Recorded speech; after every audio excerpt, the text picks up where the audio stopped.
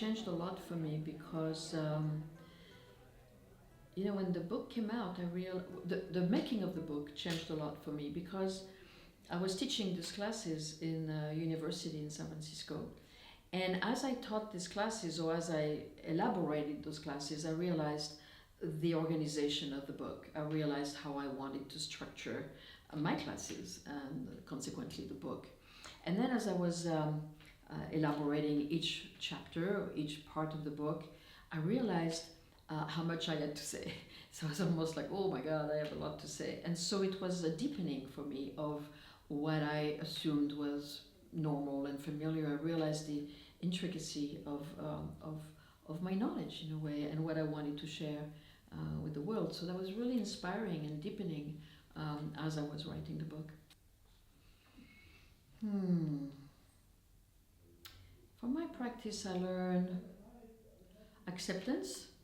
I learned a lot about being with the person across from me, accepting their complexity, encouraging their growth, having a compassion for their suffering. I learned a lot about myself in terms of what may inspire me in someone's blossoming, what triggers me in someone's attitude or wound. Some people have a wound that echoes with something personal, of course. I mean, I'm just a human being. I'm not a wall.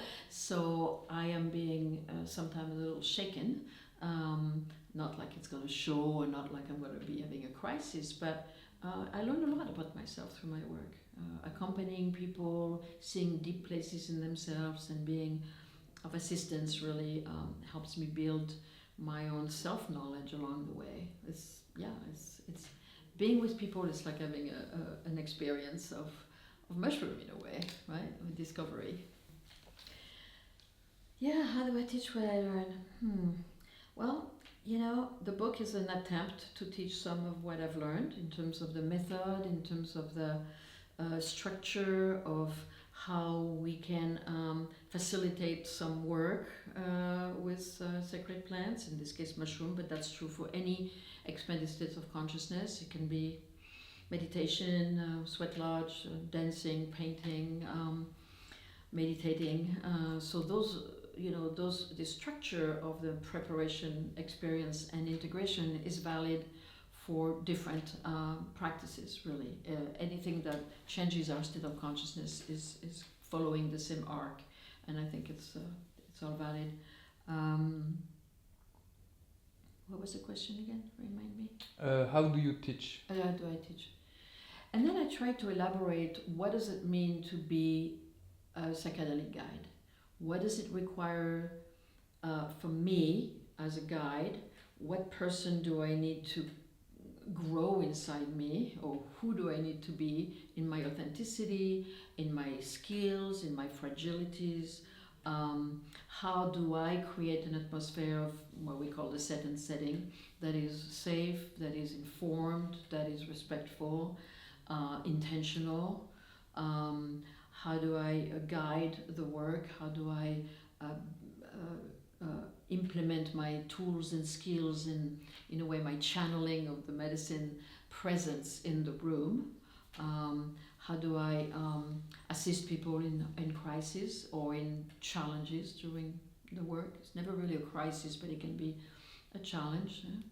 How do I work with people on their body if needed, which is something I've learned from the indigenous practices? And finally, how do I teach people how to support people past the experience itself, what we call the integration phase? What do we do with that phase? How do we support people to implement changes and absorb the teachings that they have received during the experience? It's an interesting question because I love that book, the Consciousness Medicine. I really like it. I really feel that it holds. It's a really good manual. It's a really good step-by-step process that can be very applied and very useful for people. And I've gotten this feedback, which I'm really glad. And I feel that there is another book in me more about more like my philosophy or my vision of the cosmology of the mushroom and the Mazatec tradition. There's something different that's less practical and less of a roadmap and maybe more philosophical book on different topics. That is, I feel it's gestating. I don't know if I will get to it, but I feel it's in me. Mm-hmm. Trop bien. What does it mean to change? Mm-hmm. We're in constant change. Every second is a change. So accepting our own evolution, accepting to be aging, accepting to be learning, accepting to be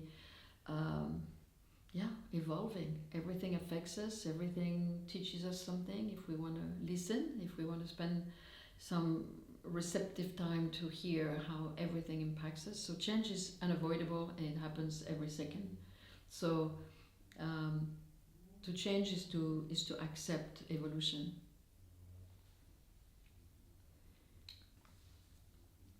Integrate is how to make things embodied.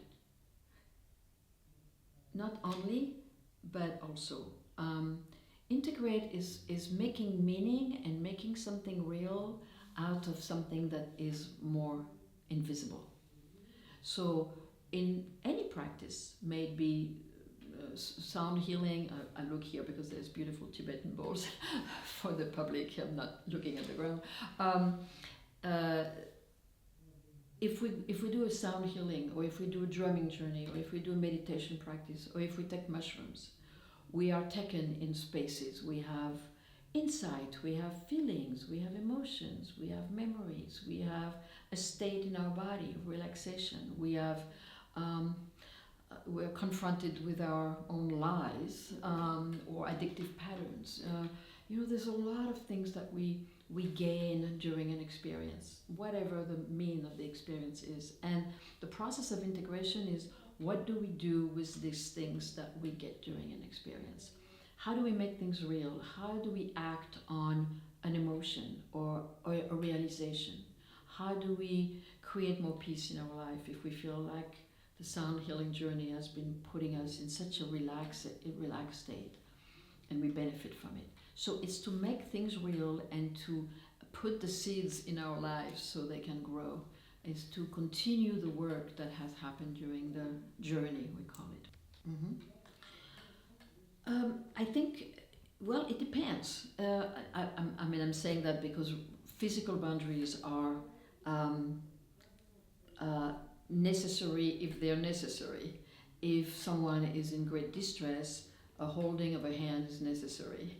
But someone who is in a really open space and is, having a great time listening to Tibetan bowl doesn't need any physical touch necessarily.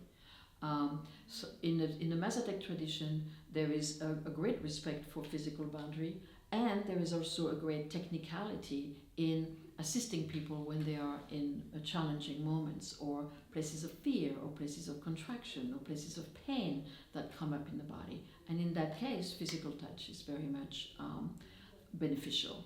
And so there are certain ways to touch people that are ethical and respectful and helpful and don't last the whole time. I mean, if someone cries because they go through an emotion that is very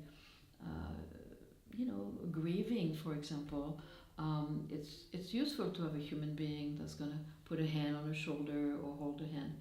But then you don't stay there for hours, you just stay momentarily and then leave and let the person continue. So physical contact is important, but it's not necessary, and it has to be done within good bound of respect, of course.